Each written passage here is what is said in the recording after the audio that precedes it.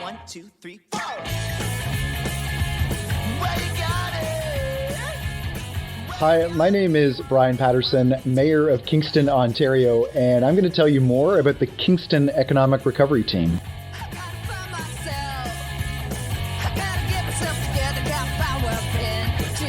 That was Kingston's own The Meringues with the track Tell Me Twice from last year's YGK Music.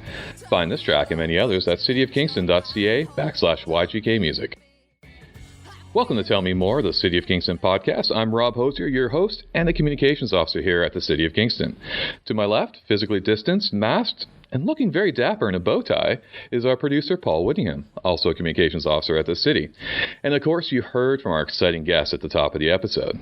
That's all of us here in the Councillors Lounge in City Hall, and thanks for joining us. In our last episode, City of Kingston Director of Heritage Services Jen Campbell suggested a land acknowledgement for each podcast. Obviously, everyone involved with the podcast agreed it was a great suggestion, so we'll be including the following acknowledgement with each episode. I'd like to recognize Kingston is on the traditional homeland and territory of the Anishinaabe, Haudenosaunee, and the Huron-Wendat, and thank you to these nations for their care and stewardship. A little about me. I'm originally from the BC Lower Mainland, and my ancestry is Irish-English. Tell Me More is a podcast where City of Kingston leadership and staff will go behind the headlines to tell you more about the larger context surrounding current issues, initiatives, and decisions that are shaping our community. So if you're looking for a broader municipal perspective, or just to spend some time with some really interesting guests, like the Mayor, Paul, come on, you're in the right place. Please like, subscribe, rate, all that good stuff wherever you get your podcasts, and tell your friends, your family, your orthopedist, whomever. Help us spread the word, and we'd be absolutely grateful. Kingston is on the map. Not just Google's, but most people's maps. In normal times, people travel from all over to explore and experience all that our sweet, sweet city has to offer. History buffs, outdoor adventurers, students, lovey-dovey couples, film crews, even tattooed Texans like myself. We're all drawn here for different reasons. But one thing roots us: the hospitality. And the city's small business community plays a huge part in rolling out that warm welcome. Kingston is home to a thriving and vibrant group of entrepreneurs. These people are movers and shakers. They're courteous, innovative, and civic-minded. I can't say enough good things. But in March 2020, the constant buzz of people in and out of our shops and restaurants that made our city so lively, well, especially the downtown, was replaced with an eerie quiet. The World Health Organization had declared a global pandemic. Suddenly, we had a new visitor that no one had invited, and it had been devastating to our local economy. COVID-19 shut doors. Some of them have yet to reopen. As a relative newcomer to Kingston, I know from observation and experience and what I've heard from lifelong residents that Kingstonians never back down from a challenge, not even a pandemic. As luck would have it, we have the perfect guest to talk about this. I've had small PR-based windows into working with the mayor in my time here. I've seen him cut ribbons, dazzle crowds, and even test out a new slide in an early on center to the delight of young fans. But, as the old adage says, mayoring ain't easy. There are countless essential duties the mayor's office performs, especially during a worldwide pandemic. So here to tell us more about how the city and our business community are working together to support a strong economic recovery is the one and only His Worship, Mayor Bryan Paterson, who's going to tell us more about Kingston Economic Recovery Team. Welcome to Tell Me More, Mayor Paterson. So tell me you'll take me home tonight, and tell me where you've been all my life. Nothing you say feels right. Never heard it all before. Because you said it all. Welcome, Mayor Paterson. Thank you so much for being here. But before we get started, we just want to clear the air here. Paul and I have checked with the clerk's department. We've checked precedent and policy. We don't know what to call you within the podcast environment. This is a new technology. We've come up with a few suggestions, and I don't know if you're comfortable with these. Your Eminence? Is that something? That's a bit formal. That's a bit formal. Okay. The Cap'n. Sort of like captain, but like the captain. That's better. Okay, Paul suggested the governor. This is a little bit more of a British twist to that or something like that. But I think we'll go Mayor Paterson, Your Worship. Go with the standard titles. It's funny because you wouldn't believe the number of times when I go to community events and that's a question that people will ask, how should we address him? And so people come up with all kinds of crazy titles that may not have anything to do with me, everything from Your Honor, Your Majesty, Your Worship, but actually my favorite is Brian. So, but people can call me whatever they like. As an employee, I'm not sure if I can go that route, but as a podcaster, we'll do it. But we typically ask a few questions from our guests at the beginning. We ask how long you've been at the city, etc.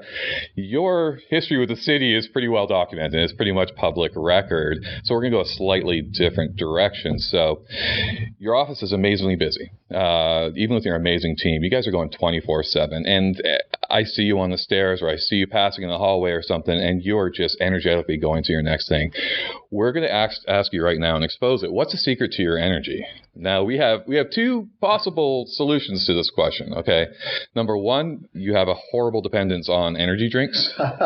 Or number two, that you're so passionate about the city and this community. And that's what fuels you, because I see you in these fourth hours of committee meetings or council meetings and such, and you have to keep attuned to everything that's being said. That takes a lot of energy, and then get up the next morning and do things like that again. So right now, right here in this podcast, the secret to your energy. Are we right? So I'll give you the honest truth. There are two pieces. Number one, no question, the passion for the job, the passion for the community. I know full well what an incredible city this is, and it never fails whenever I'm speaking with other mayors or folks from other communities.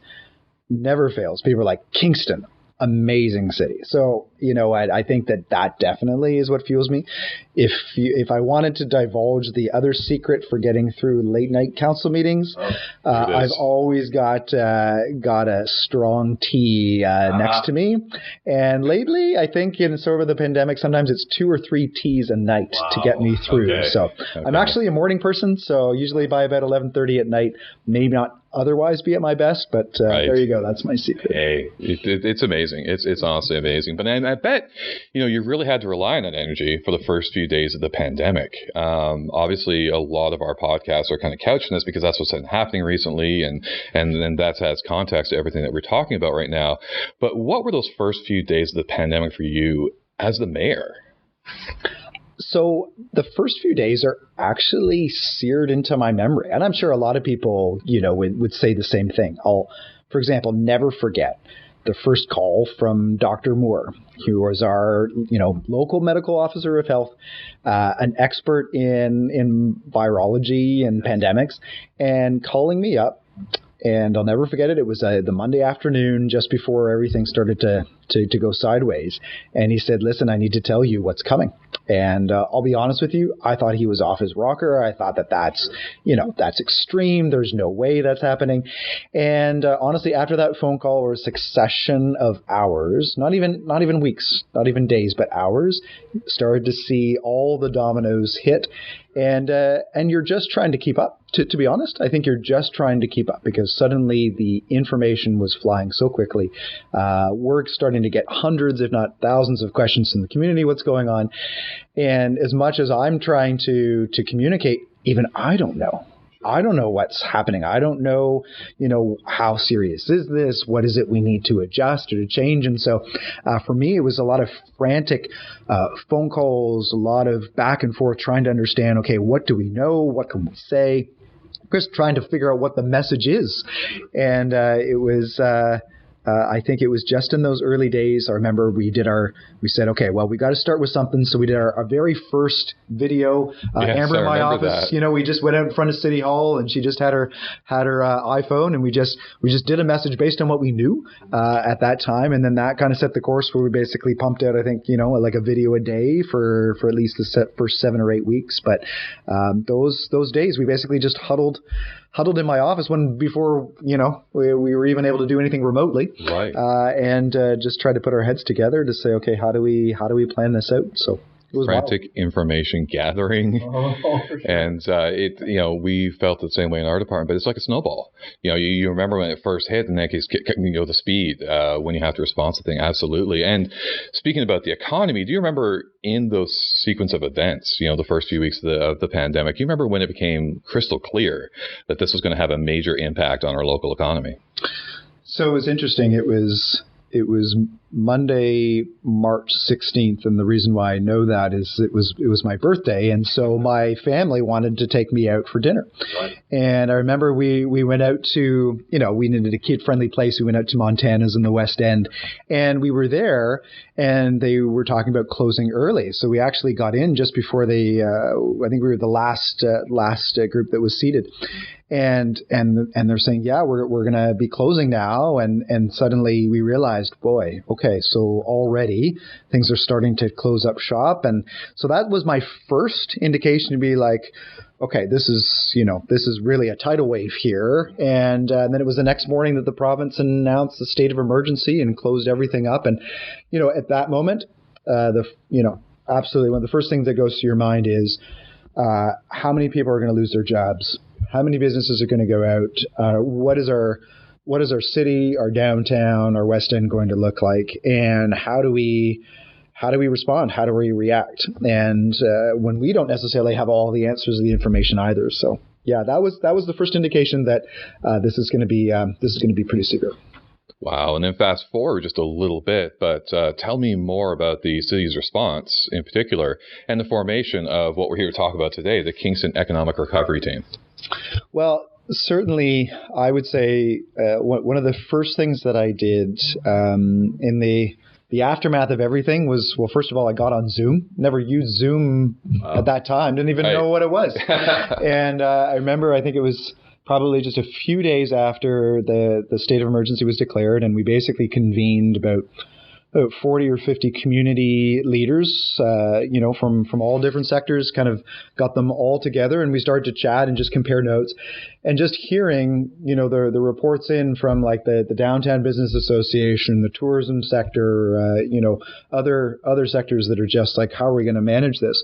That immediately we started to think about, okay, we're going to need to be organized, and we're going to need to hold together and share information and work together. And so I think that was really the initial thinking behind it, to say, you know what, not only do we need to work together, but we also need to send a signal to the community as a whole that we're on this, right? Because people are, getting questions like, how am I going to have a job? Are these stores going to survive? What is our downtown going to look like after this is over? And so I think just as a statement, to try to build confidence in the community, that we're going to get through this, we're going to get to the other side of this, was really the impetus to say, okay, let's bring a team of people together that have credibility, that have knowledge, that have an understanding of what's going on the ground.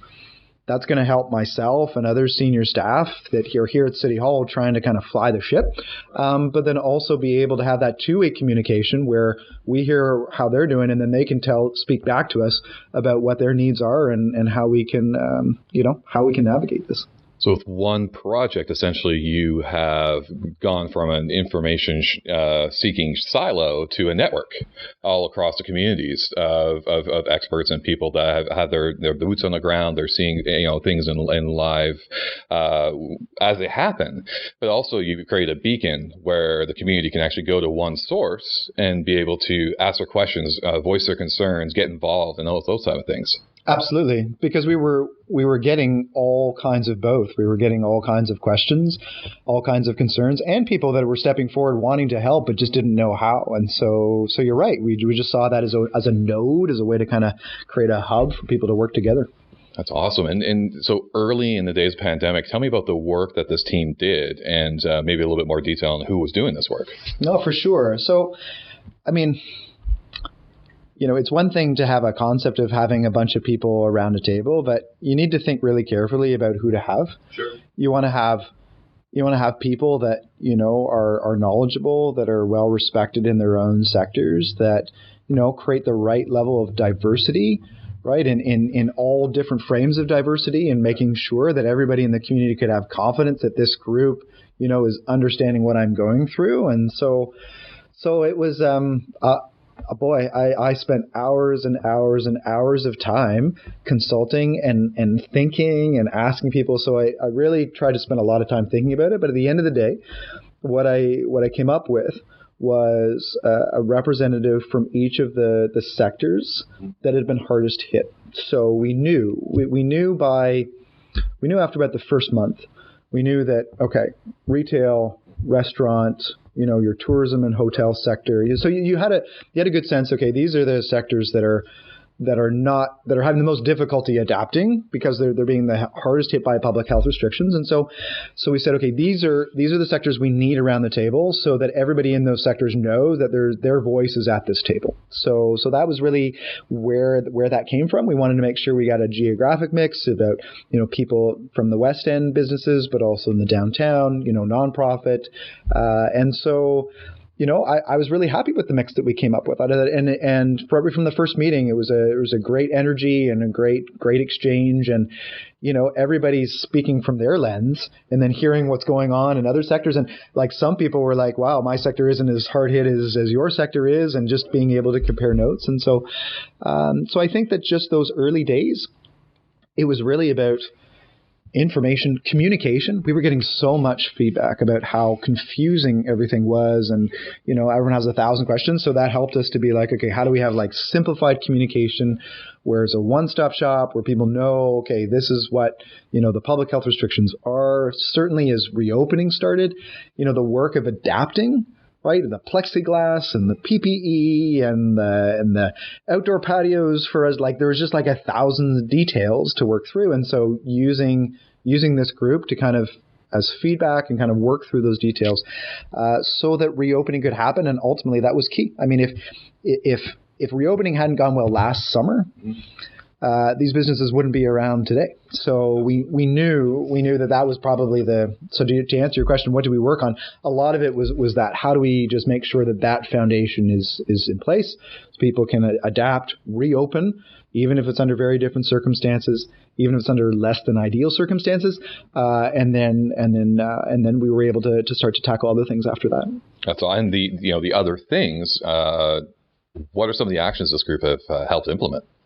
Well, certainly once we got everybody on their feet with the reopening itself, then we were able to kind of catch our breath last summer and say, okay, what are some of the more strategic actions that we need to take? And we started to think about, okay, there's this line that says don't waste a good crisis, and that the thought behind that is to say, even in the midst of crisis, there might be an opportunity to fix things that need to be fixed. So that's where we started to say, okay, well, let's bring forward so we established a working group to look at community confidence and how do we encourage people to buy local and support local businesses, which has always been important, but was especially important during the pandemic. We established a group on workforce to say, okay, well, if people are being laid off in hotels and in restaurants, but over in manufacturing and some other industries, they're starving for people. They can't hire quickly enough. How do we help connect people, maybe moving from one industry to another? We established a group on underrepresented, marginalized individuals, because we know that there are newcomers and there are people of different backgrounds and different challenges that are have had a hard time breaking into the labor market here in Kingston, to say, okay, so what can we do? How do we use this to, for example, we have a workshop of talking about the benefits of hiring a diverse workforce and creating open doors for people that were having a hard time getting an interview or being able to get a job locally.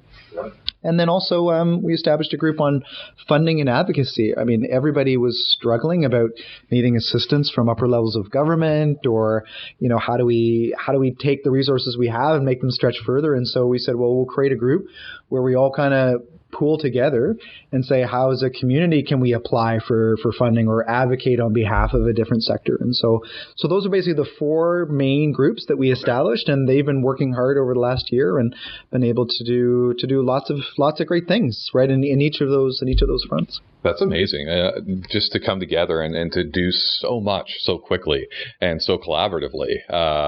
We are all so busy in this community, and you tend to get a little bit siloed because of those schedules and things like that. When a necessity speaks, it's so awesome to see a community come together and be able to put a team like this together and be so effectual.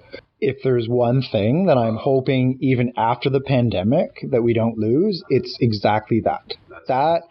That collaboration happened because it was needed. And my hope is that even after it isn't needed to that same degree, like even after the crisis is over, that we've seen enough advantages of it that continues. And the infrastructure is somewhat built as well, and those relationships are built. That network is established. So, and we're seeing it in other areas too throughout the city and our partnerships with community partners. It's unreal. So yes, definitely. Let's keep that going if we can advocate for that. Now, I heard a little bit of something to change the subject just a little bit about a behavioral nudging campaign. Can you tell me a little bit more about that? So it's interesting because my day job, when I'm not here at City Hall, I'm an economics professor at Royal Military College here in Kingston, and one of the hot fields in economics is what's called behavioral economics. And there's a lot of psychology in it that basically helps to study and understand why people take the actions that they do, why, for example, they develop certain buying habits, and then when you understand those habits, to say, okay, well, are there ways that we can create these gentle nudges, so to speak? Whether it's some people in marketing would probably think of it as like, how do you design the perfect advertisement? But even from a policy environment, how do you create the right incentives for people to just a small nudge that can create some pretty dramatic changes in behavior? So that's basically the idea. So when we're thinking about, the recovery of the pandemic, we understand that, there are some people that are going to have an easy time kind of stepping back into normal life, and there's others that are going to have a hard time. There's still going to be fear and concern and worry about health and about COVID, and even as vaccination rates are rising, that's still going to be there. So how do we nudge? How do we for example, how do we nudge to make people feel safer? Because it's only if they're going to feel safer that they're going to come out and go to the stores or go to the restaurants, right? So that would be an example of that. But it's basically, there's all kinds of cool ways that you can just nudge, and it's almost just gentle, and it's small, but it actually can have big effects on people. Awesome. Well, I'm excited to see that take shape, and we know you're super busy, and we can't thank you enough for talking with us today. But I'm going to ask you one more question. Do members of the Kingston Economic Recovery Team feel hopeful as more and more people in our community are being vaccinated? Yeah, I think that there's definitely a palpable sense of hope now. I think that we've finally gotten to the point where we're through the phase of just trying to get people through this and kind of get, businesses and workers to hang on. And now we're starting to imagine and to vision again, and to think about, okay, well, how do we build for the future? And I think that the sentiment is shared that Kingston's in a really good position to really accelerate out of this pandemic. I think that the growth that we're going to experience is going to be really exciting, and so we're ready to take the ride. That's absolutely awesome, and thank you so much again for talking with us today, and best of luck moving forward and maintaining this really super important community relationship. Thanks very much. It was a pleasure. Remember to subscribe and rate us wherever you get your podcasts. If you have a topic for a future episode, tell us more.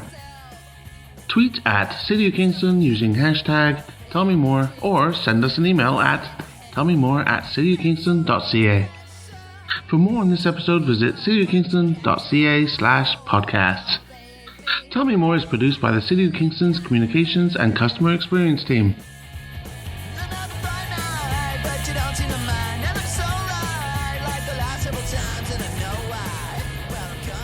Thanks for listening.